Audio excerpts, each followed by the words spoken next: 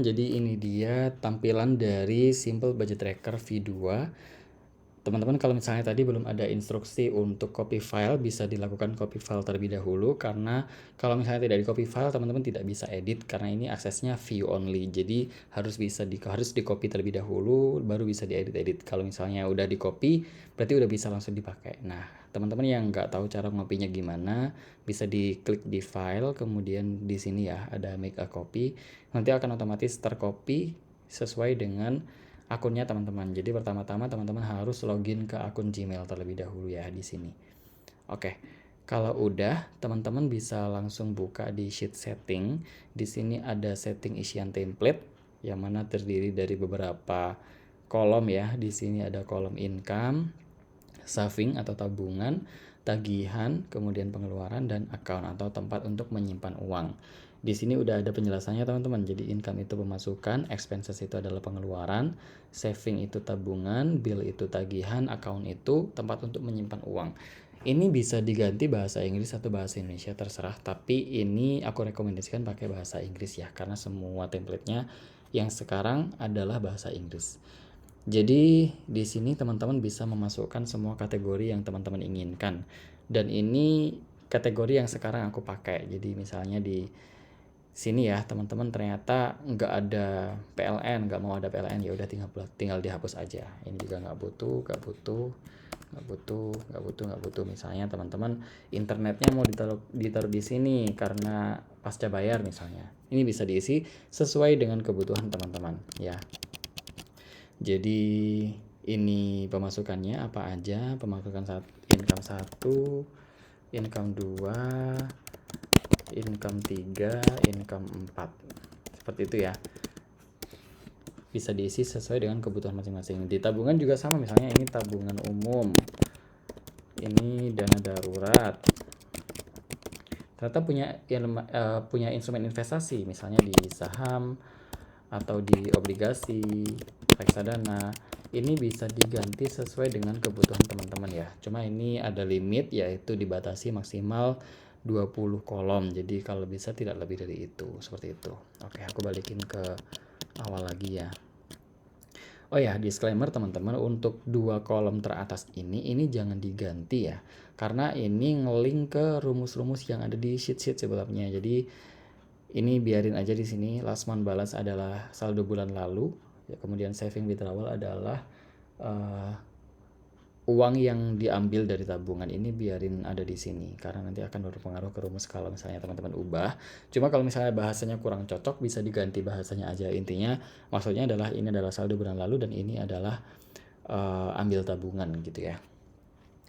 Ini juga account atau teman-teman menyimpan uang bisa dicek apa aja rekeningnya, cash, BCA, BNI, segala macam terserah. Sebenarnya di sini udah ada penjelasan tiap fungsi masing-masing sheet ya. Ada transaction, budgeting, monthly dashboard itu apa, annual dashboard itu apa, terus kalau misalnya ada Excel yang kosong kayak gimana, nanti teman-teman bisa baca sendiri. Oke, pertama-tama setelah ini semuanya terisi, teman-teman bisa menuju ke sheet budgeting ya. Ini udah otomatis terisi sesuai dengan isian teman-teman ya. Ini misalnya ini nih, ada remaining balance atau saldo tersisa. Ini tempat teman-teman menyimpan uang ya. Kemudian income udah terekap otomatis, saving juga udah terekap otomatis, bill, expenses semuanya terekap otomatis. Nah, di sini adalah sheet di mana teman-teman harus melakukan budgeting tiap bulannya. Jadi ini tidak ada rumus karena ini bisa diisi manual ya. Karena ini adalah tempat untuk mengatur keuangan teman-teman. Misalnya di bulan September nanti teman-teman dapat gaji 5 juta misalnya ya. Kemudian dapat bonus 5 juta.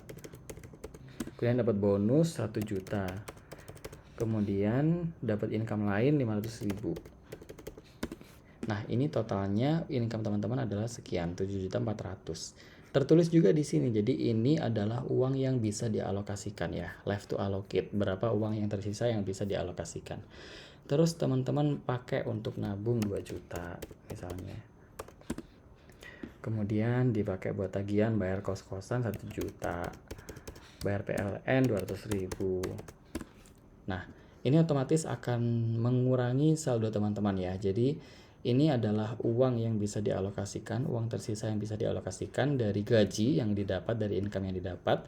Kemudian ini adalah kolom total budgeting teman-teman. Jadi misalnya ini kan udah terisi beberapa nih, totalnya baru 3.200.000, sisanya 4.200.000. Nah, 4.200.000 ini terserah mau diisi, disebar di mana aja ya. Bisa diisi di sini, misalnya makan aku mau naik deh, dari bulan lalu aku mau bulan depan 750.000 misalnya. Nah, ini juga bisa, sorry kebanyakan ya. Nah, jadi otomatis akan mengurangi. Nah, uniknya di sheet ini, di sheet budgeting adalah ada remaining balance atau saldo tersisa.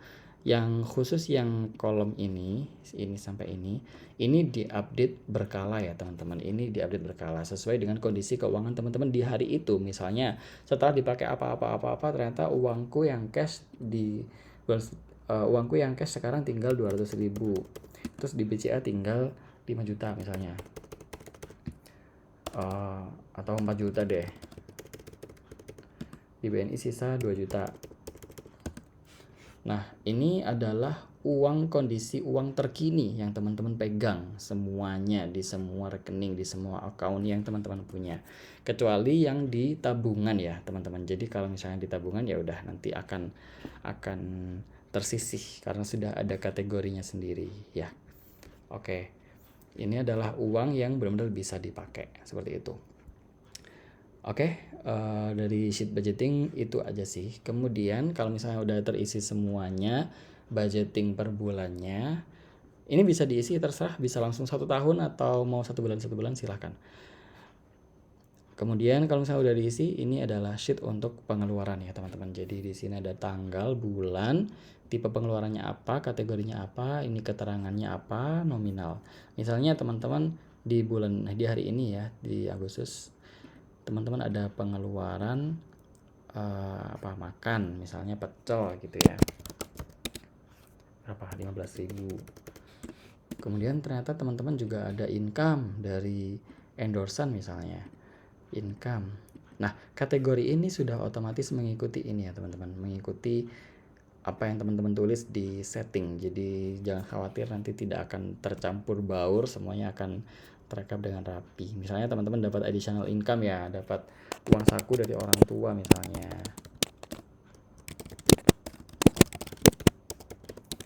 Ada berapa? 150. Nah, ini juga harus ditulis di sini. Jadi transaction ini adalah semuanya rekap transaksi yang teman-teman lakukan, baik itu pengeluaran, tabungan, pemasukan, tagihan, apapun itu semuanya harus ditulis di sini. Ini untuk merekapnya.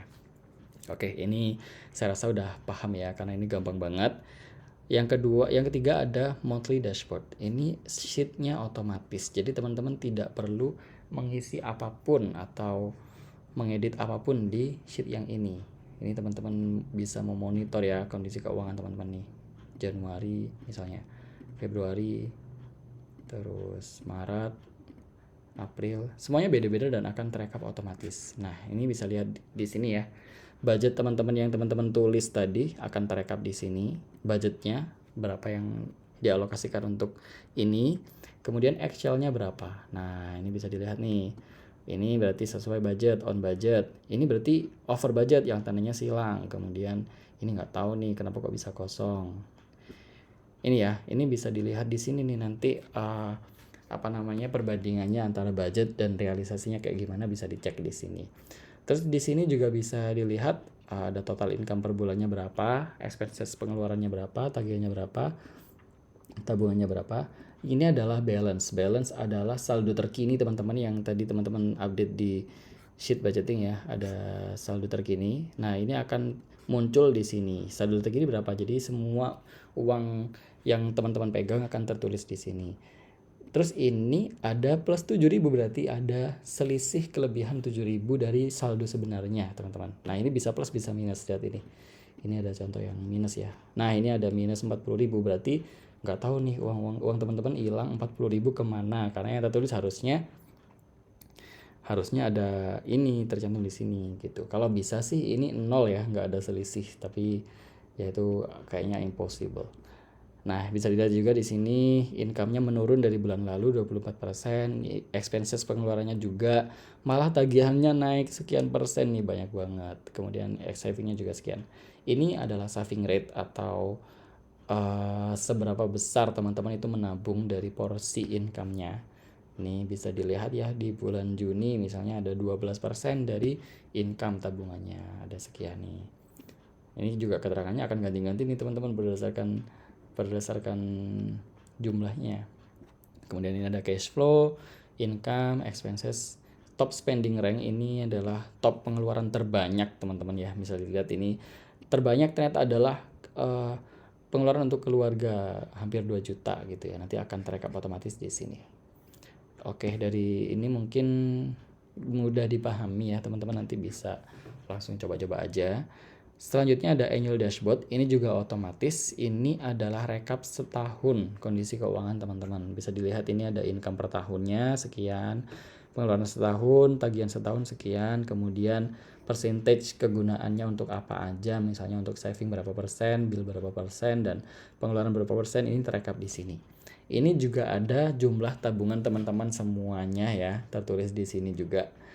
Teman-teman bisa update di sini targetnya berapa yang mau dicapai dalam 1 tahun, misalnya 10 juta aja.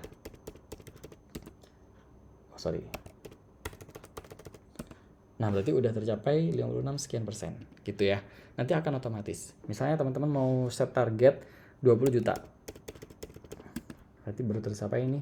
Progresnya ternyata masih 28% karena ini nominal tabungan teman-teman. Jadi ya ini bisa dilihat lah ya kondisi tabungannya seperti apa.